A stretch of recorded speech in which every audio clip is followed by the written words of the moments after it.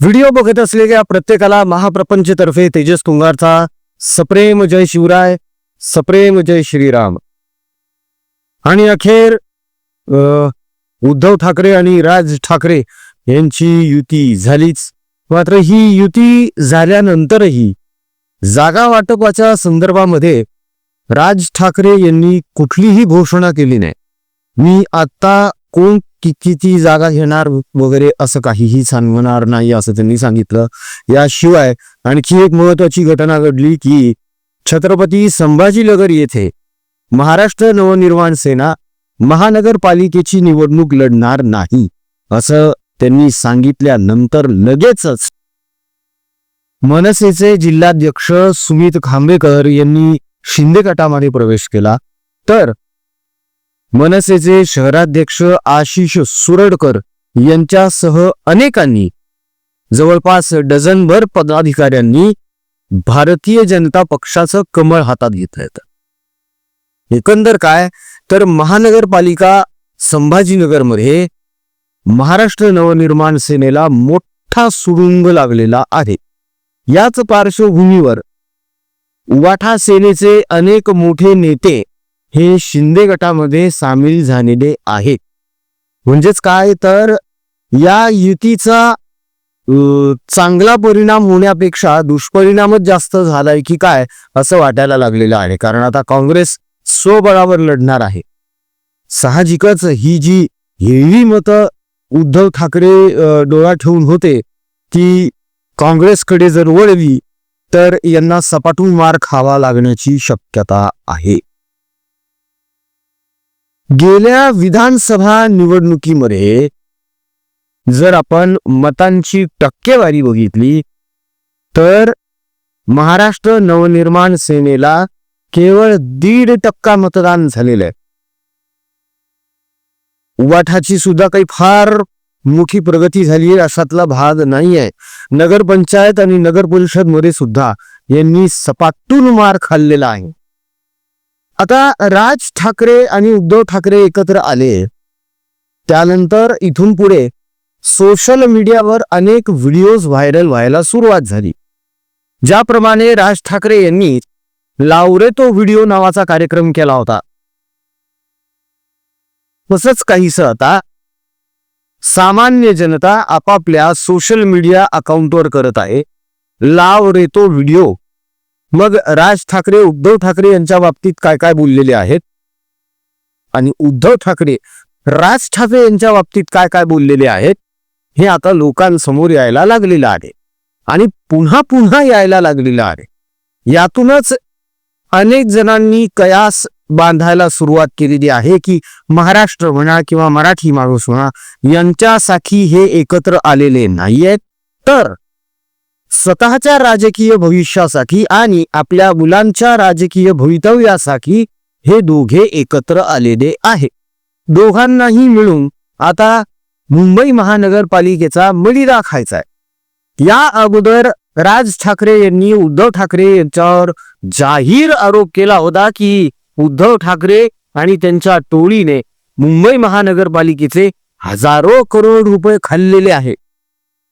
मग आता त्याचाच वाटेकरी होण्यासाठी राज ठाकरे यांनी उद्धव ठाकरेंसोबत युती केली आहे का असाही प्रश्न या निमित्ताने उपस्थित होतो. बरं, राज ठाकरे यांच्यावर आणखी आरोप होतात की राज ठाकरे हे सारखे भूमिका बदलत असतात. यावर उत्तर देताना राज ठाकरे म्हणतात की मी कधी भूमिका बदलली मला दाखवून द्या ना. तर आज गेल्या 19 वर्षांमध्ये राज ठाकरे यांनी कसं टप्प्याटप्प्यावर आपलं मत बदललेलं आहे, आपली भूमिका बदललेली आहे याचा एक धावता आढावा आपण घेणार आहोत मित्रांनो.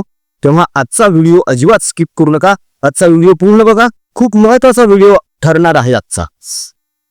मूळ विषयाला सुरुवात करण्या अगोदर नेहमीप्रमाणे हात जोडून कळकळीची विनंती आहे की छत्रपती संभाजीनगर येथील गव्हर्नमेंट कॅन्सर हॉस्पिटलमध्ये जे रुग्ण आहे जे निकषांमध्ये बसत नाहीयेत, बिचाऱ्यांवर उपचार होत नाहीयेत, त्यांच्या उपचारांचा आणि औषधांचा खर्च आपण करायचं ठरवलेलं आहे. सोबतच त्यांचे जे नातेवाईक आहेत त्यांच्या 2 वेळेच्या जेवणाची सोय आणि ऊन वारा पाऊस थंडी यांपासून त्यांचं संरक्षण होईल असं एक छोटंसं शेल्टर म्हणजेच विश्रामगृह त्यांना बांधून द्यायचं आहे. असा एक संकल्प आपण प्रभू श्रीरामाचं नाव घेऊन सोडलेला आहे.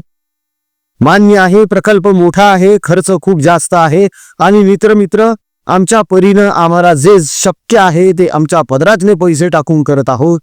पण निधी कमी पडतोय म्हणून कळकळीचं आवाहन, तुमच्याच्यानं तुम्हाला जे काही शक्य आहे ते सढळ हाताने तुमच्या इच्छेनुसार मर्जीनुसार दिल्या गेलेल्या जीपे फोनपे क्रमांकावर अवश्य पाठवा. एक रुपयाचा ट्रॅक रेकॉर्ड आपल्याकडे आहे आणि तो प्रत्येक रुपया या ईश्वर सेवेमध्ये रुग्णसेवेमध्येच खर्च होतोय एवढी खात्री बाळगा. प्रभू श्रीरामाचं नाव घ्या, मन मोठं करा आणि या सत्कर्मामध्ये सहभागी व्हा एवढीच नम्र विनंती. चला आता बघूया की गेल्या 19 वर्षांमध्ये राजसाहेब ठाकरे हे कसे कसे आपले मत बदलत गेले आणि कसं कसं त्यांचं राजकारण बदलत गेलं. सुरुवातीला 2006 ला उद्धव ठाकरे यांच्या सोबत जे मतभेद झाले त्या मतभेदातून राजसाहेब ठाकरे बाहेर पडले आणि बाहेर पडून त्यांनी महाराष्ट्र नवनिर्माण सेनेची स्थापना केली. त्यानंतर 2019 ला राजसाहेब ठाकरे यांनी टोकाचा मराठीवाद निर्माण केला आणि मग लोकसभा विधानसभा स्वबळावर लढल्या आणि पहिल्याच विधानसभा निवडणुकीमध्ये राजसाहेबांनी आपले 13 आमदार निवडून आणले. यश थोडं थिडकं नव्हतं. ही किमया तर सुरुवातीला शिवसेनेला सुद्धा जमली नाही हो. बाळासाहेब ठाकरे हयात असताना फक्त 1 आमदार आला होता पहिल्या निवडणुकीमध्ये, मात्र राजसाहेबांचे 13 आले होते. त्यानंतर 2014 ला राजसाहेब ठाकरे यांनी नरेंद्र मोदींना पाठिंबा दाखवला. काय तर देशाचे पंतप्रधान कसे असावेत तर नरेंद्र मोदी यांच्यासारखे असावेत असं म्हणत नरेंद्र मोदी यांची स्तुती केली, गुजरात पॅटर्नची स्तुती केली आणि नरेंद्र मोदींना त्यांनी प्रोजेक्ट केलं. स्वतः सुद्धा निवडणूक लढवली. पण या लोकसभा निवडणुकीमध्ये 2014च्या महाराष्ट्र नवनिर्माण सेनेच्या 10 उमेदवारांचं डिपॉझिट जप्त झाले. पुढे 2014 ला कार्यकर्त्यांसाठी स्वतः विधानसभा निवडणूक लढवण्याचं त्यांनी जाहीर केलं. विधानसभा लढवण्याचा आपला DNA नाही असंही जाहीर केलं आणि तेव्हा त्यांचा केवळ एकच आमदार निवडून आला. 2019 ला लोकसभेमध्ये उमेदवारच दिले नाहीत, लढलेच नाहीत आणि भाजपा विरुद्ध नरेंद्र मोदींविरुद्ध लावरे तो व्हिडिओ नावाचा त्यांनी एक प्रचार केला जो खूप गाजला. पण आता हाच लावरे तो व्हिडिओ नावाचा जो प्रकार आहे हा या ठाकरे बंधूंच्याच अंगलट येण्याची शक्यता जास्त आहे. कारण सोशल मीडियावर आणि पब्लिक डोमेन मध्ये हे सगळे व्हिडिओज अवेलेबल आहेत. 2019 ला विधानसभा स्वबळावर लढवण्याचा त्यांनी निर्णय घेतला आणि त्यांना केवळ एका आमदारावर समाधान मानावं लागलं. 2020 ला मराठीचा मुद्दा बाजूला सारत त्यांनी पक्षाचा झेंडा बदलला आणि हिंदुत्वाकडे वाटचाल चालू केली. 2024च्या लोकसभा निवडणुकीमध्ये महायुतीला बिनशर्त पाठिंबा दिला, ज्याची उद्धव ठाकरेंतर्फे खिल्ली उडवण्यात आली की बिनशर्त पाठिंबा दिलेला आहे.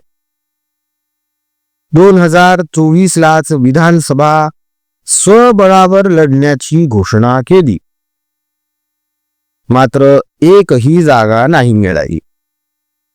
भोपळा हाताला लागला. आणि आता 2025ला उद्धव बाळासाहेब ठाकरे यांच्या सोबत मुंबई महानगरपालिका, कल्याण महानगरपालिका, नाशिक महानगरपालिका, ठाणे महानगरपालिका, पुणे महानगरपालिका यासाठी हातमिळवणी केलेली आहे, युती केलेली आहे.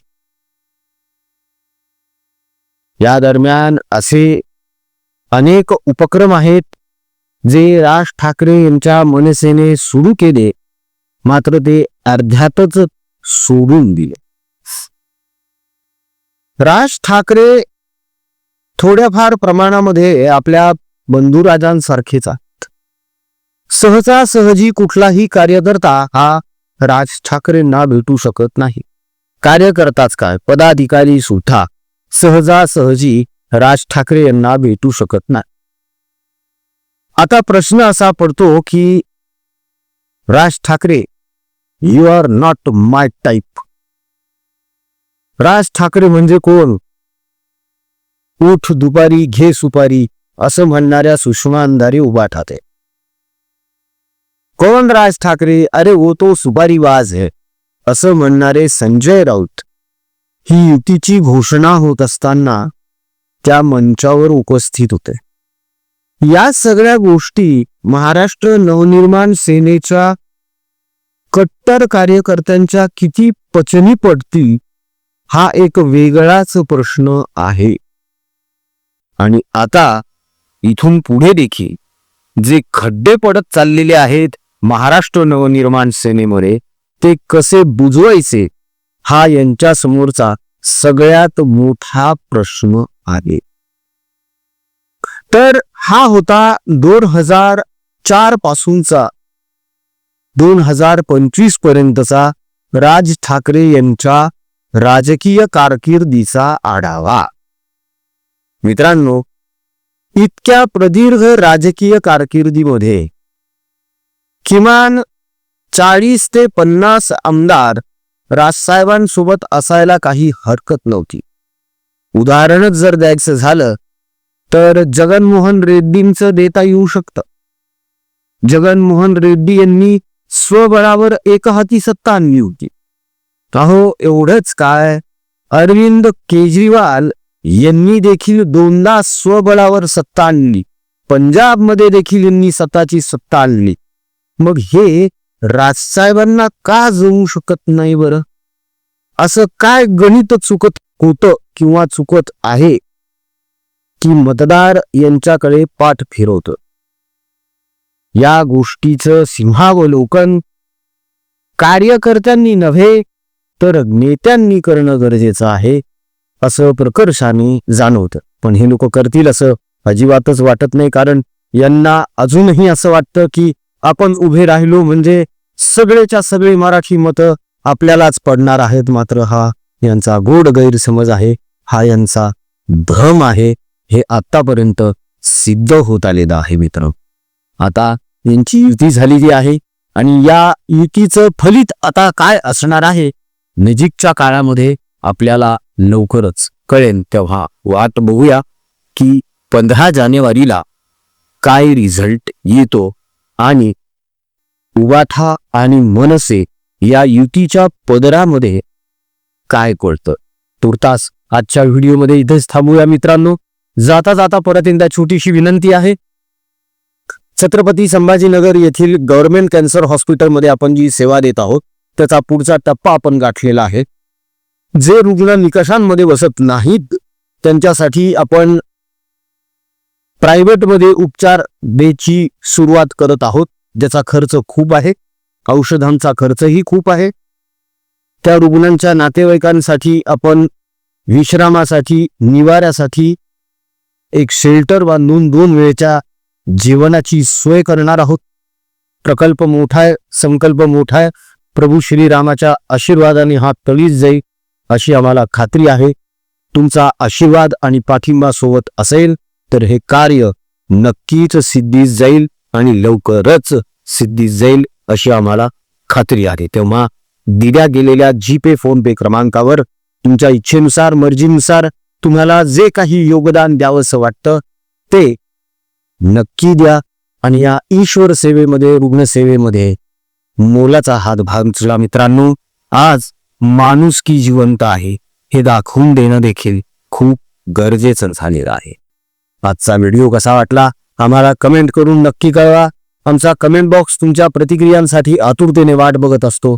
तेव्हा पटापट कमेंट्स करायला सुरुवात करा. राजकीय बातम्या, राजकीय घडामोडी, राजकीय अपडेट्स रंगतदार पद्धतीने जाणून घेण्यासाठी बघत रहा महाप्रपंच. पुन्हा भेटूया पुढच्या व्हिडिओमध्ये. जय हिंद, जय महाराष्ट्र, वंदे मातरम, जय शिवराय, जय शंभूराजे, जय भवानी, जय जगदंब, भारत माता की जय. जय श्रीराम. पतित पावन सीताराम, रघुपति राघव राजा राम. पतित पावन सीताराम, रघुपति राघव राजा राम. पतित पावन सीताराम, सुंदर विग्रह मेघ श्याम, गंगा तुलसी शालिग्राम.